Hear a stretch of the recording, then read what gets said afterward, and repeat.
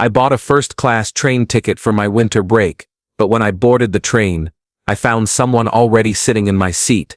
I've always been independent, but this trip home for winter break was supposed to be special. My parents had offered to pick me up, but with their busy work schedules and the long distance from my school, I convinced them to let me travel back home alone by train.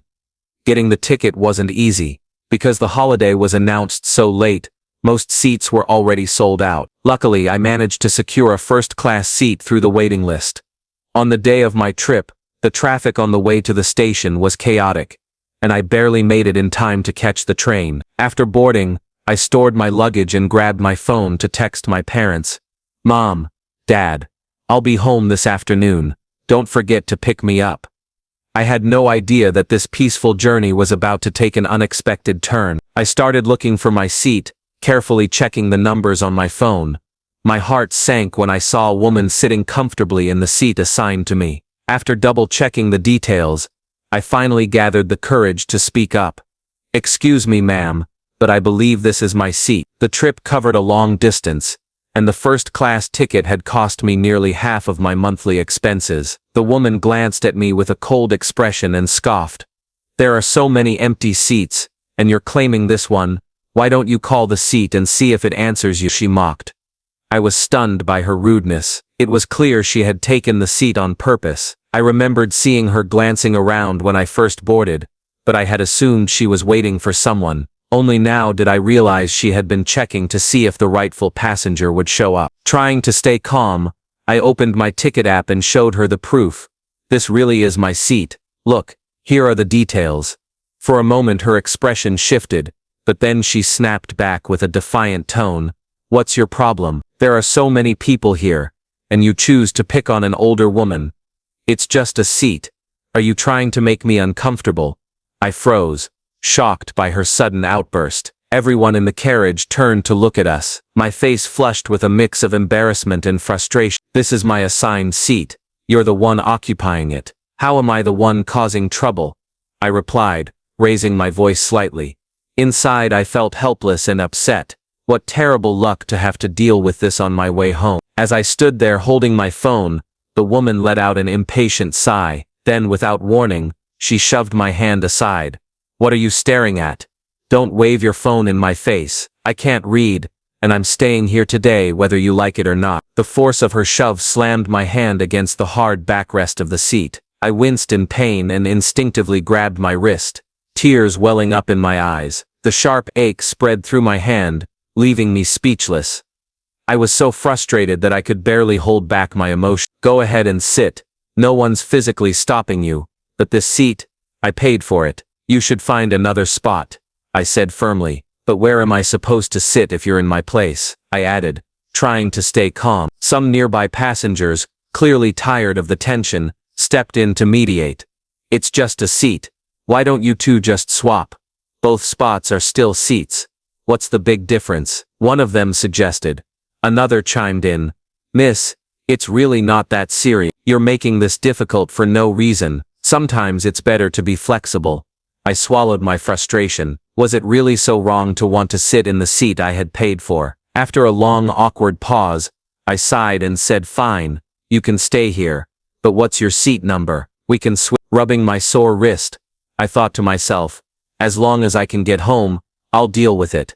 I glanced around the carriage, trying to spot her assigned seat, but the ones I checked were all occupied. That felt odd. Was her seat even in this carriage? When I looked back at her, she avoided my gaze, and her face tensed up. The excitement I'd felt about going home had completely faded. Now all I wanted was for the trip to be over as soon as possible. Finally, after another long silence and under the pressure of the surrounding passengers, she muttered, "E6F, in second class." I was stunned. Second class. I couldn't believe it. I sat there speechless, silently cursing my bad luck for what felt like the 100th time. I had bought a first-class ticket, and she expected me to swap it for a second-class seat. I stared at her, too shocked to even respond. The price difference between a first-class and second-class ticket on this train was more than— why would I willingly trade my seat, which I had paid extra for, without a fair reason? "It's a second-class seat. Take it or leave it," she mumbled, clearly annoyed. She scoffed, shaking her head in disbelief. First-class tickets are too overpriced anyway. Who would have thought someone like you could afford one? And you're proud of it, she added mockingly. At that moment, I was boiling with anger. I couldn't even find the words to reply. The price difference between the seats was significant. Why should I have to move to second class when I had paid for a first-class ticket? Why don't you sit in the seat you actually bought? I asked, trying to stay calm but firm. If I had purchased a second-class ticket myself, switching wouldn't have been a big deal, just like some of the passengers had suggested. But this wasn't the same. The difference was over 100. The woman, however, grew even more stubborn, clinging tightly to the seat. The wrinkles on her face twisted into an expression of defiance. If you had boarded earlier, this wouldn't have happened. I thought the seat was empty, so I sat here. It's not my fault you were late, she insisted. And now I'm even offering you my seat. Why won't you just take it? She shook her head and continued in an accusing tone. Young people these days have no respect for elders. Didn't your parents teach you manners? Were you raised without any? My frustration hit its limit. My eyes burned as I clenched my jaw and replied through gritted teeth. You're the one being disrespectful. Either give me back my seat, or pay the difference. You took it on purpose. Her attitude was beyond unreasonable, and the more I realized how shamelessly she was holding onto the seat, the more the situation spiraled out of control. The mood in the carriage became heavy with tension, and I could feel the judgmental stares from all around. Some passengers began whispering quietly, while others subtly pointed in my direction. That's when I noticed a few people had started recording on their phone. The tiny blinking red light on their screens sent a wave of unease through me, tightening my chest. I could hear faint voices around me. Look at that, arguing with an elderly lady over a seat. Unbelievable, he has no respect at all. My breathing grew shallow. For a brief moment, I thought about giving up. Maybe I should just walk away and find another place to sit. But deep down, I couldn't understand why should I be the one to give in. I had paid a lot for that first-class ticket. It wasn't cheap, and it certainly wasn't fair for me to give it up. I closed my eyes for a few seconds, and took a deep breath, trying to calm myself. When I looked back at the woman, she was wearing a smug, mocking smile, as if she knew the crowd around us had started to side with her. That look fueled my frustration even more, the anger inside me flaring like a fire. Then, without saying a word, I calmly walked over and sat down, right on the edge of the seat, even though she was still occupying it. For a moment, the entire carriage fell into complete silence. The pause felt like it lasted forever, until the air was suddenly filled with whispers and shocked voices. He's lost his mind. Someone exclaimed. Oh my goodness, look at this. Another person gasped. The woman immediately reacted, pushing against my shoulders with surprising force. Get off me! What are you doing? Are you trying to hurt me? Someone help! She shouted, panicking. She tried to push and scratch at me, but I stayed perfectly still, staring forward, silent and calm, waiting for her to give up on her own. Call the conductor, she finally shouted, her voice full of frustration, her face red with anger. The passengers around us grew even more restless. Some were filming the scene from different angles, while others whispered in disbelief. At this point my thoughts were spinning, but deep inside I no longer cared about the stares or the cameras. I was simply tired of being pushed around, tired of the unfairness. A few minutes later, the conductor arrived, his face showing clear confusion at the chaotic scene. He looked at me, then at the woman, and finally noticed the phones recording everything. What's going on here? He asked, trying to keep his voice steady and neutral. The woman wasted no time. She raised her trembling hand and pointed at me. This young man is harassing. He sat on my lap. I want him off this train right now, she shouted, her voice cracking with emotion. I took a deep breath, still seated, and looked the conductor straight in the eyes. I bought this seat, a first-class ticket. This lady has been occupying it, and refused to move, I said, my voice calm but steady. I showed the conductor my digital ticket. The seat number was clear as day. She disrespected me, pushed me, and even mocked me, I explained calmly. Now that people are recording, she's pretending to be the victim. The conductor's expression grew serious. Do you have proof of this? He asked. Without hesitation, I held out my phone, showing him the ticket once again. The seat number was clearly visible. The conductor turned to the woman. "Ma'am, may I please see your ticket?" For a moment, she hesitated, but eventually reached into her bag and pulled out a crumpled ticket, reluctantly handing it over. After examining it, the conductor shook his head slightly. "Ma'am, your assigned seat is in second class. This is a first-class seat. I kindly ask you to return to your designated place." Her eyes widened in disbelief. "I'm not leaving. This boy is being rude. I want him removed," she demanded. The conductor let out a deep sigh, clearly exhausted by the situation. He reached for the radio on his belt and spoke into it quietly. A few minutes later, 2 railway security officers arrived. Both were dressed sharply in uniform, standing tall with calm professional expression. "What seems to be the problem here?" one of them asked. The conductor briefly explained the situation. The officers then turned to the woman. "Ma'am, we respectfully ask you to stand up and move to your assigned seat in second class," one of them said in a polite but firm tone. She crossed her arms stubbornly. "No, I'm not leaving. I want this young man punished," she protested. The officers exchanged glances. "Ma'am, if you refuse to cooperate, we will have no choice but to escort you off the train," one of them explained calmly. She raised her voice, now sounding indignant. "Are you serious? I have rights," she shouted. The entire carriage grew silent, the tension thick in the air. Passengers who had been recording lowered their phones, holding their breath for what would happen next. Without further delay, one of the officers carefully but firmly took hold of the woman's arms and began guiding her out. She protested loudly, her voice echoing through the carriage. "This is unfair. I'll report this," she shouted as the officers led her away. Once she was gone, a quiet pause settled over the carriage, then a soft voice broke the silence. "So he was telling the truth all along," someone whispered. Another passenger, who had earlier doubted me, nodded slightly, and added, "Look at his ticket. It really was his seat." Slowly, the judgmental stares faded. Some of the passengers who had been recording quietly lowered their phones, looking a little embarrassed for having jumped to conclusions without knowing the full story. I remained seated, still trying to process everything that had just happened. My heart was pounding, but at the same time, I felt an unexpected sense of relief. For the first time I had stood my ground. I didn't let anyone walk all over me. The conductor approached, resting a reassuring hand on my shoulder. "You did the right thing by staying calm," he said quietly. "I'm sorry for the trouble. I hope the rest of your trip is peaceful." I nodded silently. Turning toward the window, I watched the scenery rush past, the soft rhythm of the train rolling over the tracks. At that moment, all I wanted was to get home. When I finally settled back into my seat, my whole body felt tense, as if I'd just stepped out of a long, exhausting argument. The train rolled on, but the silence in the carriage felt unusually heavy. I could feel the lingering glances from other passengers.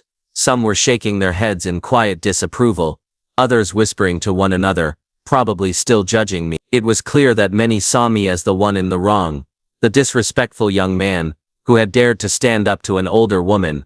But honestly, I didn't care anymore. I knew the truth. I knew I had done nothing wrong. All I did was stand up for myself, and ask for the basic respect that anyone deserves, especially when they've paid for it. I wasn't aggressive. I simply refused to be taken advantage of. As the train continued to speed through the countryside, I found myself quietly reflecting on everything. I felt tired, but at the same time, there was a quiet strength settling in me, the kind that comes from knowing you stood up for yourself. The woman had been removed from the train not because of me, but because of her own choices. If she had simply returned to her assigned seat, none of this would have happened. Hours later, once I was finally home, I sat down with my parents and told them everything. I described the entire situation from the moment I saw her in my seat, right up until the security officers asked her to leave. My parents were both shocked. My mother looked deeply worried, while my father's expression was tight with frustration. "Son, are you sure you didn't do anything wrong?" my father asked seriously. "Absolutely," I answered without hesitation. "I only ever wanted what was rightfully mine. And yet somehow, everyone had turned against me." Later that evening, as I picked up my phone, I noticed a notification from a social media app. Someone had tagged me in a video. When I opened it, my stomach dropped. It was a recording of the entire incident. The clip started right at the moment when the woman was shouting and I was sitting on her lap. The video had already gone viral, Thousands of likes, shares, and comments were pouring in. I braced myself for the worst as I began scrolling through the comments. But to my surprise, most people were actually on my side. I would have done the same. He paid for that seat. It's his right. That woman was being super manipulative. She deserved to be removed.